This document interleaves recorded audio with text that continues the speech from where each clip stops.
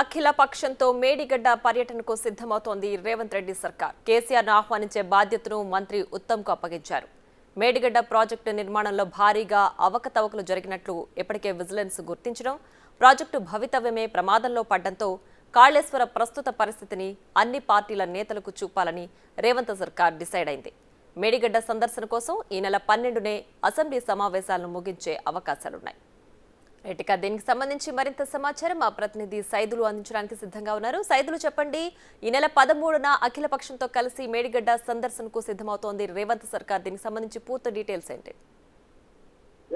అవును, నిజమే. ఎందుకంటే మొత్తంగా ఈ నెల 13 వరకు కూడా అనుకున్నారు, కానీ తీరా చూస్తే మాత్రం కొద్దిసేపటి క్రితమే మనతో బోధన్ ఎమ్మెల్యే అయినటువంటి సుదర్శన్ రెడ్డి కొద్దిసేపటి క్రితం మీడియా చిట్చాట్ చేయడం జరిగింది. ఆ చిట్చాట్ లో కొన్ని కీలక అంశాలు కూడా తను ప్రస్తావించారు. అంటే ముఖ్యంగా 12 అంటే రేపటి తోటి అంటే రేపు హాలిడే ఉంటుంది కాబట్టి 12వ తారీఖు చివరి రోజు ఉంటుంది. 13వ తారీఖు ఖచ్చితంగా ఇక్కడ నుంచి అసెంబ్లీ నుంచి ఒక బస్సు ఏర్పాటు చేస్తున్నాము. మేడిగడ్డ సందర్శనకి వెళ్లేందుకు ఇప్పటికే రేవంత్ సర్కార్ సిద్ధంగా ఉన్నది. సో దానికి సంబంధించి అఖిల పక్షాన్ని కూడా తీసుకెళ్లేందుకు మేము రెడీగా ఉన్నామని చెప్పేసి కూడా చెప్తున్నారు. సో దీనికి సంబంధించి అంటే దాంతో పాటుగా కొంతమంది మన ఇటు బీఆర్ఎస్ సంబంధించినటువంటి ఎమ్మెల్యేలందరూ కూడా ఇక్కడ నుంచి వెళ్తారని చెప్పేసి కూడా అనుకున్నారు, కానీ తీరా చూస్తే మాత్రము 13వ తారీఖు రోజు వాళ్ళకి అక్కడ నల్గొండలో భారీ సభ ఉన్న నేపథ్యంలో సో అక్కడికి వెళ్లారని చెప్పేసి కూడా మనకు సమాచారం ఉంటుంది. వాస్తవంగా అయితే ఇప్పుడు కొంతమంది అఖిలపక్ష నాయకులు కూడా ఇక్కడ నుంచి అంటే ముఖ్యంగా ఇటు సిపిఐ నుంచి, అదేవిధంగా సిపిఎం నుంచి, సిపిఐఎంఎల్ న్యూ డెమోక్రసీ నుంచి కూడా కొంతమంది ముఖ్యమైన నాయకుల్ని ఆహ్వానిస్తున్నాము. సో ఇదందరితో పాటు ఒక బస్సు ఏర్పాటు చేసి ఇక్కడ నుంచి నేరుగా మేడిగడ్డ సందర్శనకి తీసుకెళ్తామని చెప్పేసి కూడా ఇటు కాంగ్రెస్ పార్టీ సర్కార్ చెబుతుంది. సో చూడాలి మరి బీఆర్ఎస్ పార్టీని కూడా ఆహ్వానిస్తున్న నేపథ్యంలో అటు కేసీఆర్ ను కూడా ముఖ్యంగా ఆహ్వానిస్తున్నారు. ఆ కేసీఆర్ ను ఆహ్వానించేందుకు ఉత్తమ్ కుమార్ రెడ్డికి పూర్తి బాధ్యతలు అప్పచెప్పినట్టుగా కూడా మనకు సమాచారం ఉంటుంది. సో ఉత్తమ్ కుమార్ రెడ్డి ఖచ్చితంగా ఆ కేసీఆర్ కి ఆహ్వానించి మేడిగడ్డ సందర్శనకు రావాల్సిందిగా అని చెప్పేసి కూడా ఇటు నీటిపారుదల శాఖ మంత్రి ఉత్తమ్ కుమార్ రెడ్డి కేసీఆర్కి వివరిస్తారు. ఏదేమైనా సరే దీనికి సంబంధించి మొత్తం అప్డేట్ అంతా కూడా ఎప్పటికప్పుడు మీకు సమాచారం ఇస్తామని చెప్పేసి కూడా ఇటు రేవంత్ సర్కార్ చెప్తున్న నేపథ్యంలో, ఎందుకంటే చూసాం మనము గతంలో కూడా మేడిగడ్డ పిల్లర్ కుంగిన తర్వాత ఎన్ని విమర్శలు వచ్చాయో చూసాము. సో ఇప్పటికి కూడా దానికి సంబంధించి లక్షల కోట్ల రూపాయలు ఖర్చు చేసి వృధా చేశారు.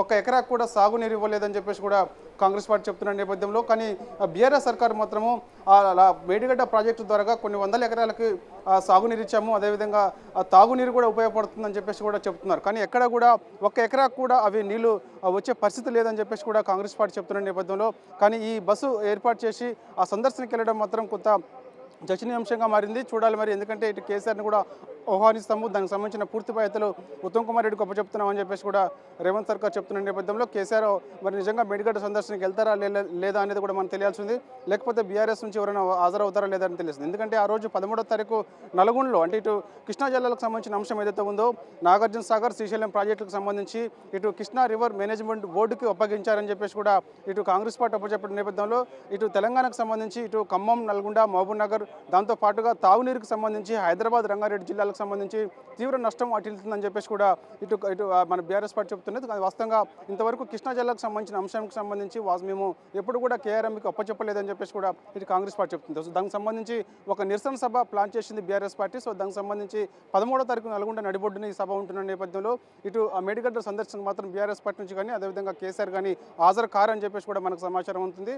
మరి కాసేపట్లో బడ్జెట్ సమావేశాలు కూడా స్టార్ట్ కాబోతున్న నేపథ్యంలో కేసీఆర్ వస్తారా రారా అనేది కూడా ఒక సందిగ్ధత నెలకొందని చెప్పవచ్చు. ఎందుకంటే 11 గంటల సమయానికి కేసీఆర్ అసెంబ్లీకి వస్తారని చెప్పేసి కూడా అందరూ భావించారు, కానీ తీరా చూస్తే మాత్రం కేసీఆర్ హాజరు కావట్లేదని చెప్పేసి కూడా మనకు కొద్దిసేపు సమాచారం ఉంటుంది.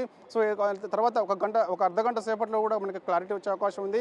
ఎందుకంటే తీవ్ర విమర్శలు ముడిగట్టుకున్నటువంటి కేసీఆర్ మొదటి రోజు కూడా తెలంగాణ మన బడ్జెట్ సమావేశాలు స్టార్ట్ అయిన గవర్నర్ ప్రసంగం రోజు కూడా కేసీఆర్ హాజరు కాకపోవడం వల్ల తీవ్ర విమర్శలు పాలయ్యారు. ఎందుకంటే తన ఆరోగ్య దృష్ట్యా ఎందుకంటే కొంతమంది రెస్ట్లో ఉండాల్సిన అవసరం ఉందని చెప్పేసి కూడా డాక్టర్ల సలహా మేరకే తను రెస్ట్లో ఉంటారని చెప్పేసి కూడా బీఆర్ఎస్ పార్టీ వర్గాలు చెప్తున్నాయి. కానీ తీరా చూస్తే మాత్రం తను పార్టీ కార్యక్రమాల్లో పాల్గొనేందుకు మాత్రం సిద్ధంగా ఉన్నారు. మనం చూసాం ఫిబ్రవరి 2వ తారీఖు తను ఎమ్మెల్యేగా ప్రమాణ స్వీకారం చేసిన తర్వాత ఫిబ్రవరి 6వ తారీఖు ముహూర్తం చూసుకొని తను తెలంగాణ భవన్లో అడుగుపెట్టడం జరిగింది. తర్వాత తను కొన్ని కార్యక్రమాలు కూడా సిద్ధమవుతున్నట్టు కూడా మనకు తెలుస్తుంది. అంటే ఈ నెల 13న జరగబోయే నిరసన సభ ఏదైతే ఉందో నల్గొండలో ఆ సభకు కేసీఆర్ ముఖ్యంగా హాజరవుతున్నారు. కానీ అసెంబ్లీకి రావడానికి ఏంది అడ్డొచ్చిందని చెప్పేసి కూడా ఇటు భావిస్తున్నారు. ఎందుకంటే ఇప్పటికే చూసాం మనం కాళేశ్వరం ప్రాజెక్టుకు సంబంధించి అటు రేవంత్ సర్కారు కేసీఆర్ సవాల్ విసిరింది.